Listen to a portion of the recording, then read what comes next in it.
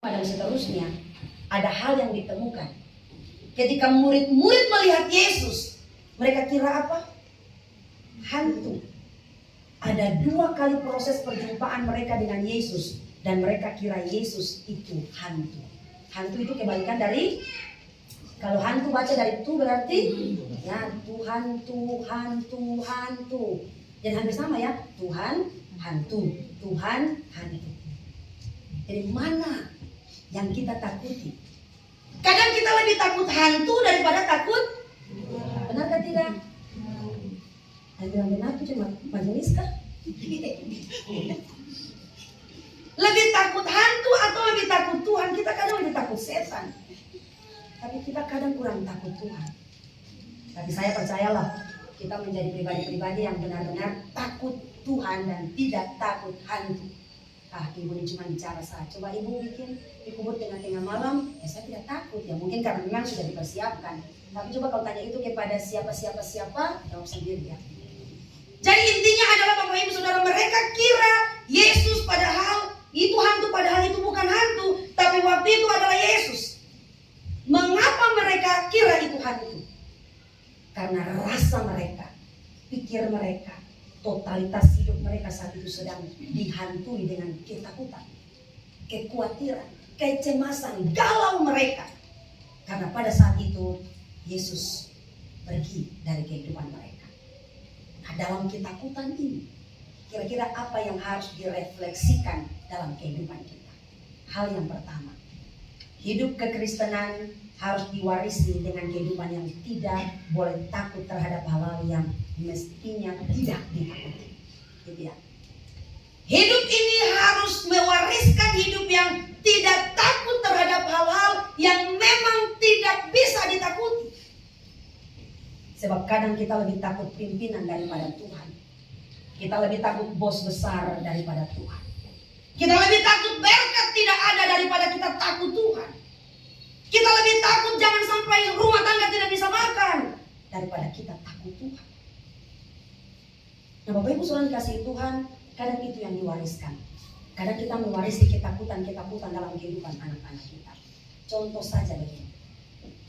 Kalau mama sudah capek gendong anak, semua lagu semua nyanyi, mulai lagu gereja kan anak mau tidur kan, mama semua ngantuk, gendong dari ujung kamar ke ujung kamar. Mulai dari tadi saya bilang, mulai dari lagu pop, lagu dangdut, lagu rohani, semua lagu judul lagu sudah habis. Lalu akhirnya orang tua mama bikin lagu sendiri. Lalu papa bilang, kayaknya lagu itu baru pernah dengar. Ya, karena kadang lagu mulai mama cipta lagu sendiri. Lalu kalau sudah anak tidak tidur, maka papa dan mama sekongkol. Mati lampu saja, kasih mati lampu. Papa keluar di jendela, papa garuk-garuk jendela. Tidak. Lalu mama bilang, pak, setan, om setan, adek sudah bobo. Gitu. Lalu pada akhirnya dia tidur bukan karena memang sudah ngantuk, tapi karena takut. Lalu pada akhirnya tengah malam begini mama dibangunkan lagi karena kaget. Anak mimpi setan. Akhirnya mama tidak tidur sampai pagi karena anak kaget mimpi setan yang tadi ada garuk-garuk. Kadang kita dasari anak-anak kita dengan ketakutan Bapak Ibu. Saya rasa tali tapung tidak ya. Kalau anak mau tidur biar sudah capek, biar gendong sampai mama sudah begini, tapi tidak kasih takut. Atau tidak begitu juga. Mau makan kah tidak? Kalau tidak panggil Om Yakobus cepat. Om Yakobus putar kumis saja, anak langsung buka mulut cepat. Sampai asap pikir habis. Kadang begitu. Jadi kalau dia lihat Om Yakobus kayak dia lihat hantu begitu. Lari cepat-cepat, sembunyi cepat-cepat dari Om Yakobus. Karena anak-anak kita memang sudah dididik dengan ketakutan tersendiri. Makanya mereka bertumbuh juga dengan ketakutan. Dengan minder. Dengan takut untuk tampil dan sebagainya. Karena dari kecil kita sudah dasari dengan ketakutan itu. Ketika dia mau tampil dia takut, dia malu. Dan itu berarti maka mari kita warisi hal-hal yang tidak bisa membuat mereka takut. Tapi kita wariskan keberanian kepada mereka untuk bisa melakukan sesuatu yang benar. Maka tadi firman Tuhan bilang, Di ayat yang ke-44, ia berkata kepada mereka, inilah perkataanku yang telah kukatakan kepadamu ketika aku masih bersama-sama dengan kamu, yakni bahwa harus digenapi semua yang ada tertulis tentang aku dalam kitab Taurat Musa dan kitab Nabi-Nabi dan kitab Mazmur. Lalu dia membuka pikiran mereka sehingga mereka mengerti kitab suci. Katanya kepada mereka, ada tertulis demikian, Mesias harus menderita dan bangkit dari antara orang mati pada hari yang ketiga. Ini berita yang tidak membuat mereka takut. Ini berita yang harus menghilangkan ketakutan, kekhawatiran, kecemasan, dan kegalauan hati mereka. Sehingga mereka akan berani melakukan tindakan-tindakan selanjutnya. Mereka berani memberitakan Injil, mereka berani menjadi saksi, mereka berani untuk memperlihatkan kemuliaan Allah dalam kehidupan mereka. Dengan demikian, pesan pertama, mari kita wariskan hal-hal yang membuat anak-anak kita berani. Jangan mewarisi ketakutan-ketakutan terhadap hal-hal yang seharusnya tidak patut ditakuti. Kemudian hal yang kedua yang menjadi pesan dari bagian firman Tuhan ini adalah kita harus benar-benar sadar, menyadarkan anak-anak kita, memberikan pengertian dan pemahaman kepada anak-anak kita bahwa ternyata jalan salib atau kesengsaraan yang dilalui oleh Yesus Kristus itu bukan jalan pintas atau karena terpaksa, tapi itu merupakan kegenapan dari kebenaran firman Tuhan. Mari kita warisi keyakinan ini kepada anak-anak kita. Ceritakan tentang kasih Tuhan kepada anak-anak kita. Karena kita bersungut di hadapan mereka. Bapak Ibu pernah bersungut di hadapan anak-anak? Saya rasa pernah ya. Tarik napas tersungutan, bukan penuh tersungutan. Mereka kata, Mama kenapa? Mama kok tidak pernah senyum? Padahal kalau Mama senyum tanpa lipstik itu Mama cantik sekali. Tapi kalau Mama cemberut, meskipun Mama pakai lipstik tebal seperti apapun, merah seperti apapun, Mama cemberut, Mama tidak cantik. Karena Mama muka bersungut terus. Bapak-bapak juga bilang, Bapak pikir, oh ganti Mama saya bersungut, Bapak-bapak tidak. Sama lah. Jadi mari kita mewarisi sebuah keyakinan bahwa kalau Yesus sudah menjadi bagian dari keselamatan kehidupan kita, maka Dia akan memberikan kepada kita jaminan untuk lepas dari setiap persoalan-persoalan ini. Yang kita warisi bukan masalah, yang kita warisi bukan persoalan, yang kita warisi bukan keluhan, yang kita warisi bukan hidup dengan tantangan-tantangan hidup. Mungkin itu perlu diwarisi juga, tapi yang harus diwariskan adalah bagaimana supaya mereka melihat kebesaran Allah yang tinggi untuk menolong, membantu, membuka jalan dan memberi kelepasan terhadap setiap persoalan. Jadi kalau kita punya pengalaman-pengalaman hidup tentang bagaimana Allah menolong kita keluar dari setiap persoalan, ceritakan itu kepada anak-anak kita. Supaya ketika besok-besok mereka dapat masalah, mereka bilang, Papa dan Mama saya ditolong luar biasa oleh Tuhan. Berarti saya juga pasti ditolong. Saya hidup dengan Papa dan Mama saya melihat bagaimana Allah menolong mereka luar biasa. Berarti saya juga percaya. Saya mewarisi bagian yang sama yang Tuhan berikan dalam kehidupan saya. Supaya mereka tidak menjadi anak-anak yang kadang penuh dengan persungutan, penuh dengan keluhan, penuh dengan hal-hal yang mungkin nanti akan membuat mereka putus asa, pada akhirnya mengambil jalan pintas. Bapak Ibu Saudara, dulu kami pernah melayani satu pasang suami istri ya, waktu masih baru awal-awal jadi pendeta. Mereka adalah pribadi yang sangat rindu punya anak sekali. Kemudian 2 tahun atau 3 tahun setelah mereka menikah, mereka katakan kepada pendeta yang kami praktek dulu di sana, kami mau adopsi anak dari panti asuhan. Ya silakan. Kemudian ambil anak itu dalam kehidupan rumah tangga mereka. Tetapi ternyata Bapak Ibu, ketika anak itu mulai bertumbuh, dia nakal sekali. Lalu Papa mulai kasih keluar kata, lu mau toh, lu yang itu bukan beta punya darah. Lalu mulai persoalan cekcok satu dengan yang lain. Akhirnya kasih kembali anak, lalu suami istri akhirnya pisah. Hanya karena. Tapi kemudian nanti mereka kembali lagi. Sekarang mereka sudah sama-sama lagi.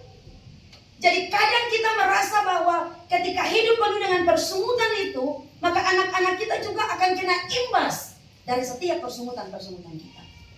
Bapak-bapak pernah pulang kantor capek, kemudian ada masalah di kantor, Lalu pulang anak ingin pangku di pangku, anak ingin datang langsung duduk di pangku. Pilih usah mama sama. Baru bikin dengan mama Gibran. Pilih mama sama. Anak sudah nangis, anak tidak tahu anak salah apa kan.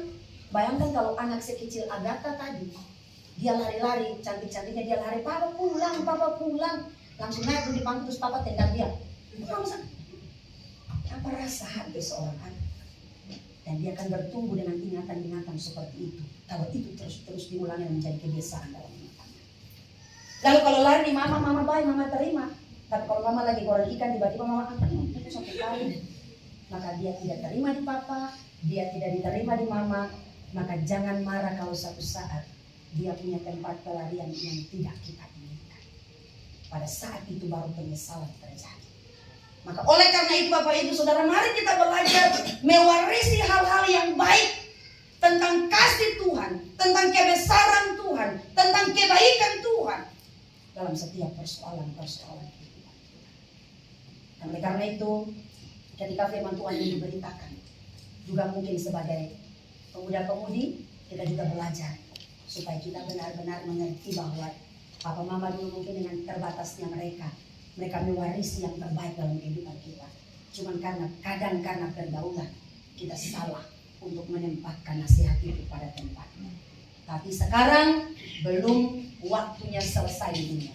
Jadi masih ada kesempatan untuk kita melakukan hal-hal yang terbaik supaya membanggakan kehidupan keluarga kita. Kemudian hal yang terakhir, tenang, yang sudah mulai gelisah sudah terakhir, mata sudah mulai terang lagi. Ini terakhir untuk poin, masih ada implikasi lagi ya. Yang ketiga, tadi dikatakan pertobatan dan pengampunan dosa harus diwariskan untuk anak-anak kita. Sekali lagi ya, pertobatan dan pengampunan dosa harus menjadi sesuatu yang penting yang diwariskan kepada anak-anak kita. Contoh begini, Mama Ani, ada nama di kali takung ya, Mama A saja, Mama A baku marah dengan Mama B. Lalu ibadah kaum ibu di rumah Mama B. Mama A bilang izin ibadah. Minggu depan tunas di rumah anaknya Mama B. Anaknya Mama A bilang, Mama kita sudah siap, saya sudah siap Mama. Antar sudah mau pergi tunas mau ketemu teman-teman. Tidak, ban motor pecah. Padahal Mama sudah kempes ban motor supaya tidak antar anak ditunas di Mama B rumah. Itu baik atau tidak? Tidak. Urusan Mama dengan Mama selesaikan antara Mama. Ngapain juga anak-anak harus ikut campur? Jadi kadang kita mewarisi kebencian kepada anak-anak. Kadang kita mewarisi permusuhan kepada anak-anak. Kadang kita mewarisi sifat yang keras dan tidak mau mengampuni. Itu juga harus terjadi dalam kehidupan anak-anak. Padahal itu salah. Mereka harus bertumbuh melihat, kita pun mama dikasih luar biasa. Mama itu sudah marah, mama itu seputar muka, mama itu bikin ini. Tapi kita pun mama masih tetap kasih suara, kita pun mama, kita pun papa itu begini. Dia akan belajar tentang bagaimana mengasihi. Dia akan belajar tentang bagaimana mengampuni. Dia akan belajar tentang bagaimana kasih Tuhan yang sudah naik sampai di salib itu. Tidak hanya sebuah cerita kosong ketika kita datang ibadah seperti ini. Tapi dia lihat langsung kasih itu nyata dalam kehidupan papa dan mama. Jadi mari kita belajar untuk tidak mewarisi kebencian, permusuhan kepada anak-anak kita. Jadi yang kita wariskan adalah kehidupan yang penuh dengan pertobatan dan pengampunan dosa. Kenapa? Saudara lihat ya, kalau anak-anak kita bermain, mereka kalau baku tarik mainan itu sampai baku tunggu itu sampai mama-mama juga mau ikut baku pukul gara-gara mau bela anak. Kadang-kadang bukan gak pukul, tapi kita pun anak tidak salah karena sudah emosi kita pukul, kita pun anak sendiri tambahnya menangis. Tapi pernah kali lihat beberapa menit kemudian angkat muka begini, mereka sudah pegang tangan, sudah jalan kembali sama-sama. Jadi kalau jiwa kecil itu kita warisi dengan hal-hal yang tidak baik, maka mereka akan simpan itu erat dan itu menjadi kebiasaan kehidupan. Hari ini Yesus Kristus bilang di ayatnya yang ke-45, 46 dia bilang, ayat 47 ya, dan lagi dalam namanya berita tentang pertobatan dan pengampunan dosa harus disampaikan kepada segala bangsa. Mulai dari mana? Yerusalem. Yerusalem itu melambangkan keluarga. Jadi jangan bilang saudara tidak marah, jangan bilang saudara tidak benci, kalau ternyata saudara sedang mengajarkan tentang kebencian, amarah dan permusuhan dalam kehidupan keluarga. Jadi mari kita belajar untuk membentuk itu dalam kehidupan anak-anak kita, supaya anak-anak kita bertumbuh dengan pengampunan. Saya percaya begini ya, kadang papa bikin sakit hati mama, lalu mama bertumbuh dengan kebencian. Ada mama yang tidak mau mempengaruhi anak-anak, itu tetap dukung papa. Tapi ada orang tua yang bilang, jangan pak, mama sama mama. Gitu. Tapi ada yang bilang apapun yang terjadi itu papa. Papa juga begitu, kadang ambil anak lalu bilang, mama itu salah, mama yang begini harus bela papa dan sebagainya. Apa yang harus kita ajarkan kepada anak-anak? Kasih seperti apa? Pertobatan dan pengampunan dosa seperti apa? Jadi mari hari ini kita belajar. Mulai dari kehidupan keluarga. Orang yang kita cintai punya banyak kekurangan dan keterbatasan. Dia bisa bikin luka hati. Teman bisa bikin luka hati. Keluarga bisa bikin luka hati. Anak-anak bisa bikin luka hati. Tapi pertanyaannya adalah, apakah pengampunan dan pertobatan itu harus kita buat dalam kehidupan, sebuah komitmen dalam kehidupan hari bersehari. Itu yang ketiga, yang terakhir. Nah Bapak Ibu dan saudara-saudara yang dikasihi Tuhan Yesus Kristus, jadi hari ini kita belajar 3 hal. Mari kita warisi hal-hal yang terbaik dalam kehidupan anak-anak kita. Mari kita warisi sikap hidup yang baik dalam kehidupan anak-anak kita. Nah, mari kita warisi pertobatan, kebiasaan pertobatan dan pengampunan dosa dalam kehidupan rumah tangga kita. Supaya dengan demikian anak-anak kita akan bertumbuh menjadi anak-anak yang bukan saja sukses, orang puji, bukan saja luar biasa masa depan mereka, talenta yang mereka dapatkan bukan saja hebat, tapi orang akan bilang memang dia anak yang dididik secara baik, takut akan Tuhan. Maka ketika dia sampai dapat berhasil, dia punya segala sesuatu, dia tetap tunduk kepada papa dan mama. Kalau tidak, dia sudah dapat semua, dia sudah lupa dia punya papa dan dia punya mama. Kalau dia benar-benar menghargai Allah dengan semua masa depan yang dia punya, maka dia sudah hebat seperti apapun. Orang semua hormat dia. Tapi ketika dia pulang ke rumah, dia tunduk kepada papa dan mamanya. Karena dia tahu didikan itu, doa itu, harapan itu, dan warisan itu, dia tidak dapat dari teman. Dia tidak dapat dari rekan kerja. Dia tidak dapat dari bos. Tapi dia dapat dari papa dan mama. Melahirkan, membesarkan, bikin dia jadi orang sukses yang doa tiap malam untuk dia punya keberhasilan. Kurang-kurangnya papa kita, terbatasnya mama kita, saya bilang satu hal, kalau tidak ada mereka, saudara dan saya tidak ada sampai saya. Seperti apapun mereka, mungkin mereka tidak pernah kasih kita kepuasan secara hal-hal pemenuhan kebutuhan hidup. Tapi kalau saudara dan saya masih bisa ada sampai saat ini, masih bisa nikmati hidup sampai saat ini, itu karena papa dan mama yang memberikan kesempatan, dan Allah beri kesempatan menjadi wakil untuk saudara dan saya. Jadi tanyakan kepada mereka yang sudah tidak ada papa, tanyakan kepada mereka yang sudah tidak ada mama, bagaimana hidup menjadi seorang yatim dan yatim piatu. Jangan sampai sudah kehilangan bahwa saudara rindu luar biasa. Saya bilang yang pada saat papa masih hidup, saudara tidak bisa beli sepatu kasih dia pakai. Dia pakai sendal antara putus dan tidak. Mau lanjut tolong dia punya kaki kah, mau putus kah, sayang dia punya kaki, jadi ya sudah jalan saja. Cuman pakai swallow saja, jalan. Tapi kalau dia sudah Tuhan panggil dalam peti, baru saudara pergi beli sepatu tanpa tawar. Ya? Kadang kalau kita mau beli sepatu untuk orang meninggal, orang jangan tawar. Maka di toko sepatu tahu bahwa oh ini papa mati, sepatu 150.000 kita kasihnya 750.000. Kan tidak bisa tawar tuh. 750.000 mau tidak mau beli. Tidak bisa pakai begini lagi, harus kasih berdiri.